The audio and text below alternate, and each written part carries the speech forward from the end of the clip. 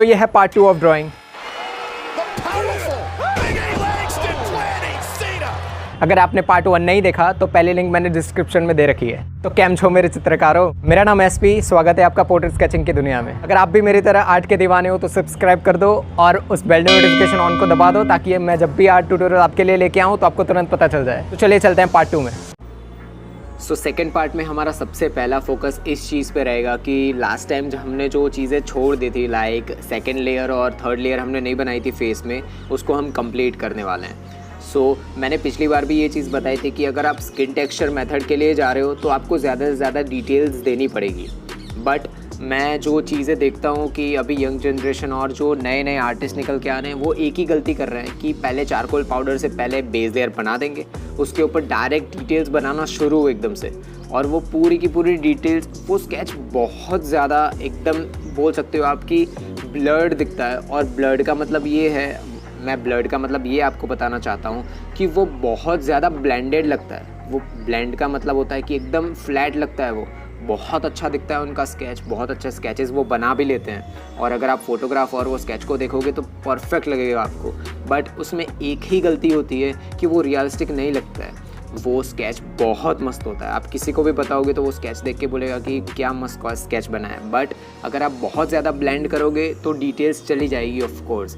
आप अगर आपके चिक्स को आईने में जाके देखोगे तो आपको पता चलेगा कि चिक्स के ऊपर, फोरहेड के ऊपर, नोज़ के ऊपर बहुत छोटे छोटे सेल्स होते हैं, ब्रिक टाइप्स के सेल्स होते हैं। अगर आप हाइपर रियलिस्टिक या रियलिस्टिक स्केचेस जैसे मैं बनाता हूँ वो बनाना चाह रहे हो तो ऑफ कोर्स आपको वो स्मॉल डिटेल्स भी बनानी पड़ेगी। आप चाहो तो डायरेक्टली उसको बेस लेयर बना के या फिर 4B या 5B पेंसिल से डायरेक्ट उसको बेस लेयर बना के बना सकते हो, ब्लेंड कर सकते हो। वो भी बहुत अच्छी मेथड है, बट वो रियलिस्टिक नहीं लगती है। वो टोटली लगता है कि ड्राइंग बना दी है किसी ने। वो भी बहुत अच्छी होती है, मैं ये नहीं बोल रहा हूँ कि वो अच्छी टेक्निक नहीं है, बट अगर आप ज़्यादा से ज़्यादा डिटेल्स दोगे तो वो बहुत अच्छा रहेगा आपकी स्केचेस के लिए। अगर आपको स्केचेस, फोटोग्राफ, जो भी फोटोग्राफ आपके पास है उसमें आपको ज़्यादा डिटेल्स नहीं दिख रही है तो आप वो डिटेल्स मत बनाओ। अगर आपके पास जो भी फ़ोटोग्राफ है या फिर जो भी ज़ेरोक्स करवा रखी है, आपने प्रिंट करवा रखी है, उसमें डिटेल्स आपको दिख रही है तो ही अप्लाई करो। अगर आपके पास डिटेल्स नहीं है तो डायरेक्ट आप वो ब्लेंड वाली टेक्निक के लिए जा सकते हो। बट जो पिक्चर मैंने यूज़ की है बिगी के बनाने, उसमें मुझे बहुत ज़्यादा डिटेल्स, बहुत ज़्यादा रिजोल्यूशन वाली पिक्चर थी, मुझे ज़्यादा डिटेल्स दिख रही थी इसको मैंने स्किन टेक्सचर डालना ज़रूरी समझा। मैं इसमें डायरेक्टली यूज़ कर सकता था ब्लेंडिंग मेथड, उससे ये स्केच बहुत ज़्यादा ब्यूटीफुल लग सकता था, बट इससे मुझे रियलिस्टिक लुक दिख रहा था स्किन टेक्सचर वाली मेथड से। अगेन सेम टेक्निक मैंने पिछली बार जो यूज़ की थी वो ही यहीं पे यूज़ करेंगे। फर्स्ट बेस लेयर 4B या 5B पेंसिल से, अगर डार्कर स्किन टोन है तो, और बिगी का लेयर बेट और थोड़ा बहुत ज़्यादा डार्क वैल्यू है उनके फेस पर।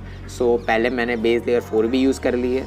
आप डिटेल देखते जाओ, आप ग्रिड मेथड को कनेक्ट करते रहो, कौन से बॉक्स में कौन सा है कौन सा नहीं है। आपको बहुत ज़्यादा फोकस करना पड़ेगा, क्योंकि अगर जैसे आप फोकस करो कि बीच वाला एक बॉक्स है वहाँ पे एक लाइन, जैसे कि आप एग्जांपल ले सकते हो कि जो उनकी यहाँ पे उनकी दाढ़ी है, वहाँ पे जो बॉक्स बन रहा होगा वहाँ पे थोड़ा भी बॉक्स टेढ़ा मेढ़ा आपने लाइन बना दी तो ऑफ कोर्स वो पूरे फेस को इफ़ेक्ट करेगा और वो बहुत गंदा लगेगा। ग्रिड मेथड बनाते टाइम आपको फोकस ये करना चाहिए कि मैंने 1.5 सेंटीमीटर का एक बॉक्स लिया है। आपको ये ध्यान रखना चाहिए कि 1 सेंटीमीटर से छोटे बॉक्स कभी मत बनाना, क्योंकि उससे अगर छोटा बनाओगे तो आप ज़्यादा डिटेल्स नहीं दे पाओगे आपके स्केच में, और जितने कम डिटेल होंगे उतने ही ड्राइंग लुक आता रहेगा और वो कैरिकेचर टाइप बन जाएगा, क्योंकि कैरिकेचर्स में यही होता है कि डायरेक्ट आपको फेसेस और वो सब बनाने होते हैं। फोकस करो कि ज़्यादा डिटेल्स आप दे पाओ आपके स्केचेस के अंदर। मैंने पिछली बार और मेरे बहुत सारे स्केचेस में मैंने ये बोला है कि ब्लेंडिंग स्टम्प्स यूज़ कर सकते हो आप स्किन टेक्सचर्स के लिए, बट बड़ा वाला यूज़ मत करो। जो सबसे बड़ा वाला ब्लेंडिंग स्टम्प होता है वो टोटली आपके स्किन टेक्सचर को बिगाड़ देता है। बहुत सारे ग्रेड्स के आते हैं ब्लेंडिंग स्टम्प्स, सबसे छोटा वाला होता है उसको आप यूज़ कर सकते हो। बट मैं बहुत सारे आर्टिस्ट को देखता हूँ कि जो बिगड़ा हुआ, मतलब जो यूज़ करा हुआ ब्लेंडिंग स्टम्प होता है वो ही ब्लेंडिंग स्टम्प लेके वो दूसरे स्केचेस बनाने भी लगते हैं। मैं रेकमेंड करूँगा कि पहले शार्प कर लो आपके ब्लेंडिंग स्टम्प्स को। अगर आपने शार्प नहीं किया तो पिछले वाले का जो डस्ट वो ब्लेंडिंग स्टम्प में पड़ा हुआ है वो आपके नए स्केच में लग जाएगा। वो आप नहीं चाहते कि आप इतनी मेहनत करने के बाद एक छोटी सी गलती करो और आपका पूरा स्केच बिगड़ जाए, बिकॉज ब्लेंडिंग स्टम्प पॉइंटेड होते हैं और अगर आप डायरेक्ट उसको पॉइंट लेके आपके फेस पे या स्किन टेक्सचर पे अप्लाई करोगे, वो अलग अलग पोजीशन जैसे हैंड्स है, लेग्स हैं और अलग जैसे नेक है, ऐसी जगहों पे अगर आप गलती कर देते हो तो उसे आप कनेक्ट और करेक्ट कर भी सकते हो। बट अगर फेस पे ही गलती हो गई तो पूरा स्केच बिगड़ जाएगा, क्योंकि सबसे पहले हमारी नज़र उसी पे जाती है।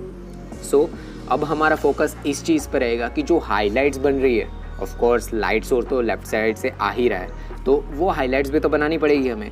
सो स्किन टेक्सचर्स के बीच में हाईलाइट्स कैसे बनानी है, उसके लिए मैं रिकमेंड करूँगा कि मोनो इरेजर, हाईली रिकमेंड। मैं हर बार ये कहता हूँ कि आप कोई भी रबर लो, उसे शार्प करके यूज़ कर सकते हो स्किन टेक्सचर बनाने के लिए, बट ये स्केच के अंदर पर्टिकुलरली मैं रिकमेंड करूँगा कि मोनो इरेजर यूज़ करो।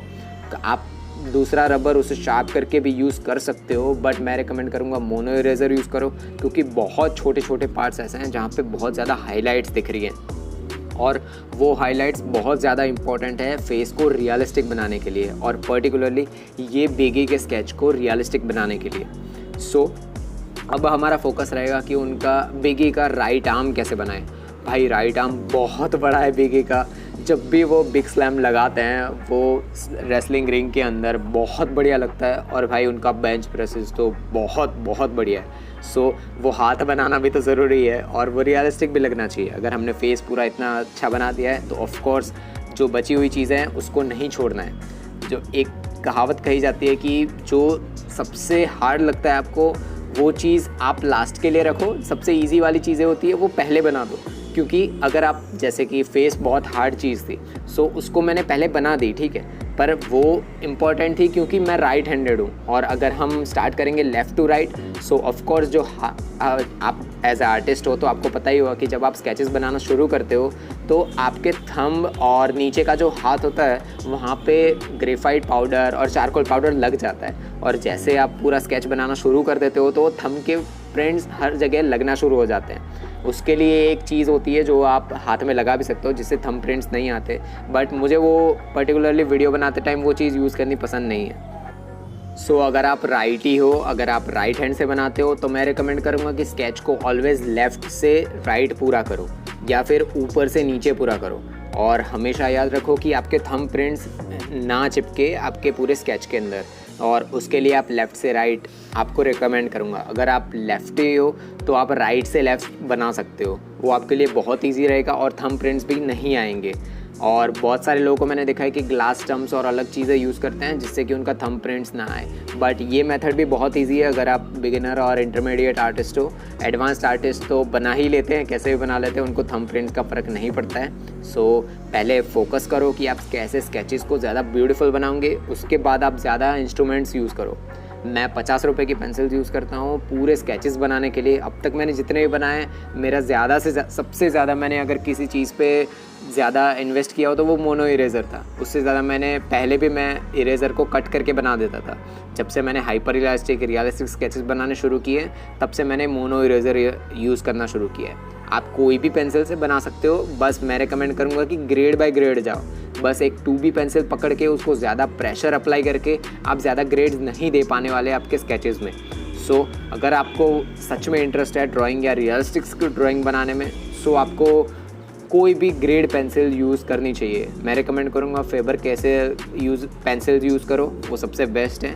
और अगर आपको ज़्यादा महंगे में भी जाना है तो वो भी जा सकते हो, बट अगर आपके पास पैसे नहीं हैं जो हर एक आर्टिस्ट के पास नहीं होते हैं, सो मैं भी उसी कैटेगरी में आता हूँ। सो आप ऐसे यूज़ करके भी बहुत अच्छे स्केचेस बना सकते हैं। सो अब हमारा फोकस ये रहेगा कि कैसे डार्क बना दे वो हाथ को।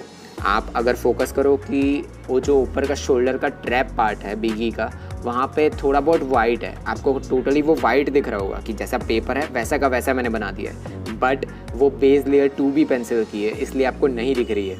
और अब मैंने पिछले स्केचेस बनाए थे उसमें 2B पेंसिल्स एकदम क्लियर दिख के आ रही थी बस, बट इसमें नहीं दिख के आ रही है क्योंकि 10B पेंसिल्स मैंने नीचे डार्कर वैल्यूज़ में यूज़ किए। अगर आपको जितना डार्क आप पेंसिल से बनाओगे उतना ही दूसरी चीज़ें आपको लाइट लगने लगेगी। अगर सेम स्किन टोन अगर किसी एकदम वाइट होता स्किन टोन तो 2B पेंसिल से ज़्यादा हमने यूज़ किया होता वो तो टोटली ब्लैक लगने लगता और वो बहुत ख़राब लगता स्केच।